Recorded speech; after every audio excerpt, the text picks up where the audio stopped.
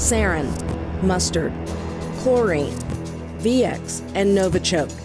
The use of these agents represents the most extensive and diverse set of chemical weapons use since World War I. Since 2012, more than 200 instances were reported in the Syrian conflict alone. But the problem extends beyond Syria. Dozens of instances have been reported on the battlefield in Iraq. Chemical weapons were used as an assassination tool at an airport in Malaysia. And the attack in the UK against a former Russian spy and his daughter indicates this problem isn't contained to a single region.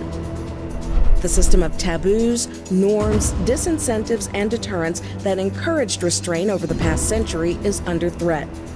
The removal of declared chemical weapons and subsequent airstrikes in Syria made headlines, but most cases of chemical weapons use have received little or no attention. International responses have been stymied at the UN Security Council and OPCW. The accountability system is broken. But not all hope is lost. These cases provide lessons and opportunities to rebuild a system of restraint. We can rebuild a strong global non-proliferation regime supported by accountability and enforcement. The international community has several tools available to investigate and punish chemical weapons use. Investigations ensure that claims of chemical weapons use are verified and documented. Perpetrators must be held accountable.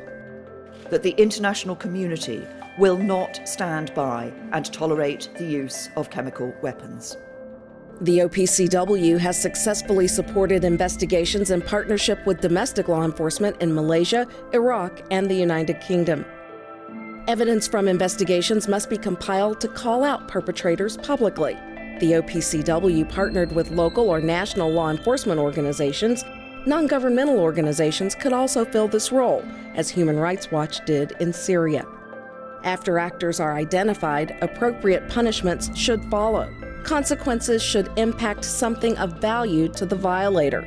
For example, pressure on a military facility, an economic center, or individuals responsible for the attack should rely on international consensus, but can be unilateral when necessary. Once appropriate consequences are identified, they must be delivered quickly and consistently. Whether through trial, diplomatic statements, sanctions, or military force, these efforts must be enforced consistently and internationally. Otherwise, perpetrators will act with impunity, further eroding the incentive to adhere to a system of restraint. We hold this regime accountable for the crimes that it's committed, and the United States will not be silent.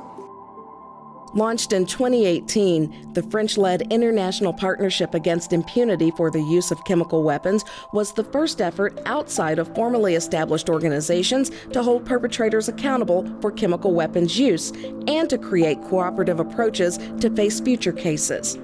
We must build on the French-led model and ensure that the partnership and similar initiatives are implemented consistently. A system based on accountability and enforcement is necessary to restrain future chemical weapons use and provide justice for victims of these heinous crimes.